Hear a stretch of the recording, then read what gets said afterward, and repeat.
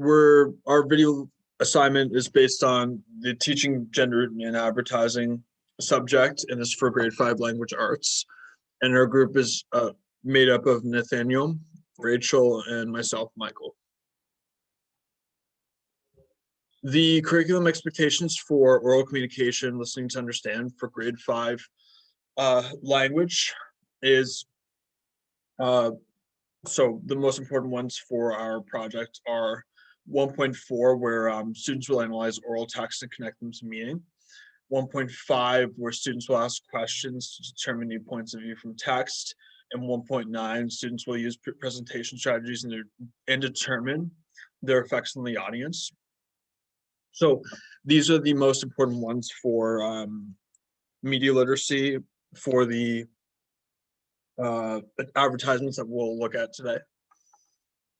And then for reading for meaning, 1.5, find meaning in text.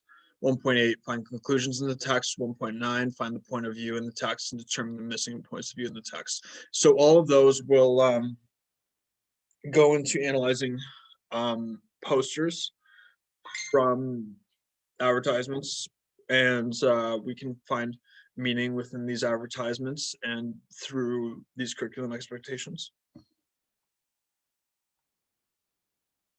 As well, media literacy, understanding the media text. We're going to determine what the audience is for media text. So we'll determine the target audience for each advertisement, because each advertisement needs a target audience for the market. And then we'll find messages in the media text, so messages on the advertisement, to figure out who they're pitching the product to. And opinions in text and evidence to support opinions is 1.3. 1.4, talk about how different audiences respond differently to one text. So different target markets for products will respond differently to an advertisement. So it depends on who you're marketing to. The ones you're marketing to should respond positively, while the ones you aren't marketing to might respond negatively or with apathy. And then 1.6, find who creates media texts, why they were made, how they were made, and how they're funded. Those are very important in creating media texts and keeping it going. And then for media literacy, understanding media forms, conventions, and techniques. So 2.1, looking at the main parts of media forms, like many different types of media forms, including, so in this case, posters. We'll talk about the main parts of posters. And then in 2.2, we're going to talk about how the techniques in media engage the audience. So in terms of posters, we're going to talk about how these posters in our examples are going to engage the audience. And then we're going to speak about the topics in each media text. And then find a type of media text, 3.2, that they want to create. 3.3, find techniques that will communicate their message to their target audience. And then 3.4, create media text that are used in many different areas. In this case, it'll be posters. And then media literacy, reflecting on media literacy skills and strategies. 4.1, identify the strategies that they found in text and how they can improve. Then 4.2, explain how listening, reading, and writing skills can make them produce media text.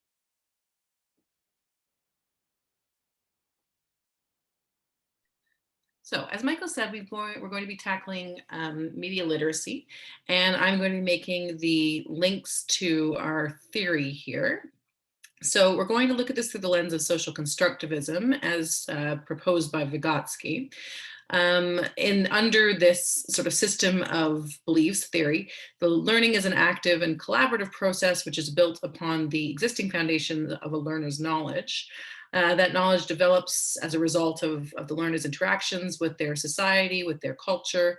And although we help each other to construct meaning under this model, our knowledge is very personal to us. So we may walk away from a meaning-making session with a different idea of what transpired than the person who was sitting next to us. So when we're faced with new experiences, according to Vygotsky, we update our mental models and we construct our own perception of reality. So our responsibilities as instructors in this type of classroom environment are, well, there's a myriad of them. So we need to create an active collaborative space so that students can be focused on sharing and problem solving without some of the traditional trappings of a sort of regular classroom model. Our responsibility is to act as a facilitator guide as opposed to an expert, understand sort of holistically where the students are in terms of their development, understanding of a topic. We need to recognize strengths and limitations of social constructivism as a classroom operating principle and proceed on that understanding. So Vygotsky's theory in classroom practice, what does it look like? It tends to look like a lot of peer-to-peer collaboration. Scaffolding is done by the instructor, but there's tons of reflecting done by the students. Students need to be aware that they're participating in the construction of their own knowledge, and generally that's done through dialogue, learning groups, reflective writing, and of course, this can be done online or it can be done in person, but it is all a very collaborative and student-focused experience, which is focused on multiple levels of meaning and in authentic tasks.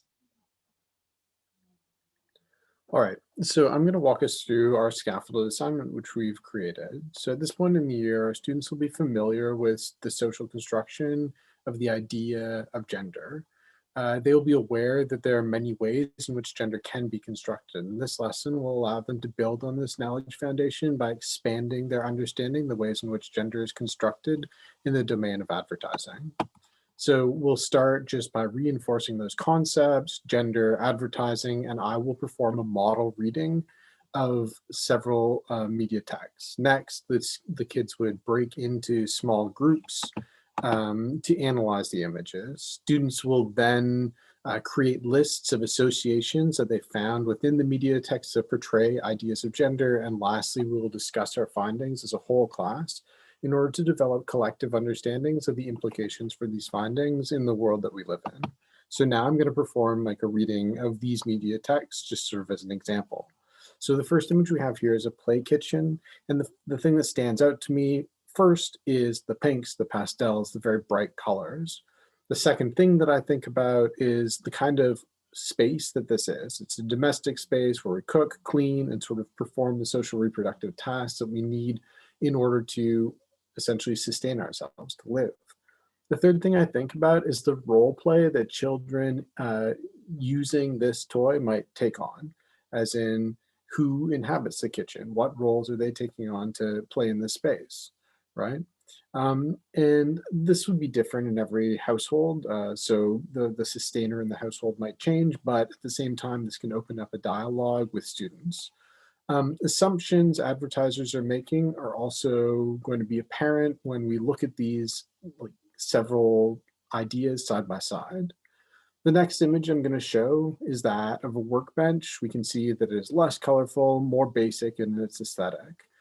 Again, I will think about who uses this. A workbench is something that exists in a domestic space as well, but the people utilizing the workbench might be different. In this case, we emphasize work, construction, building, right? And this can lead to all sorts of questions. For instance, a comparison between the two spaces, like both spaces involve the act of creating, but what kinds of creation are those? And do we value those differently? We'll also think about the roles that could be inhabited when a child plays with this. And last, we might point to the blackboard, which contains like math images to say, like, what exactly is happening here? Are we gendering math by sort of having the math present in one and not in the other?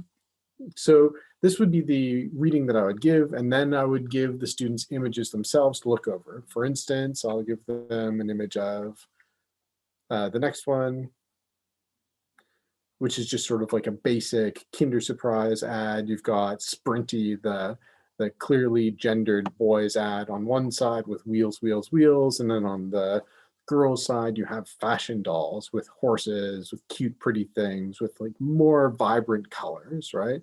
And they would analyze that. And then following, I would give them a more complex example, which will be our next one, which is sort of these covers to magazines. We've got Girls' Life and Boys' Life, On the girls' life side, you have sort of like a younger girl, probably closer to the age of the target audience of the magazine, whereas on the boys' side, you have like Kevin Durant, like basketball player, right? So on one, if you read all the captions, you can see that the boys' captions emphasize athletics, ambition, adventure. It's more muted in colors, whereas the girls' side focuses on dating, beauty, the body, right? So these are completely different focuses for arguably the same age group. So lastly, after the children have analyzed their um, media pieces, their advertisements, we would bring to a class discussion where we would talk about questions, right? So what ways were the various products marketed to boys and girls? Think colors, think materials, jobs, objects, trajectories. 2, what kinds of messages do these ways of marketing tell us about what advertisers think about boys and girls? Like what are advertisers thinking the boys and girls want, right? And how are they marketing to that? And then 3, have you experienced advertising that spoke to your gender? Again, this opens up opportunity for gender to be discussed more thoroughly. And then 4, what kinds of ways could we change advertising so that it did not reinforce gender stereotypes? This would be the substance of our lesson. I hope that you enjoyed it. Our final slide is our reference page.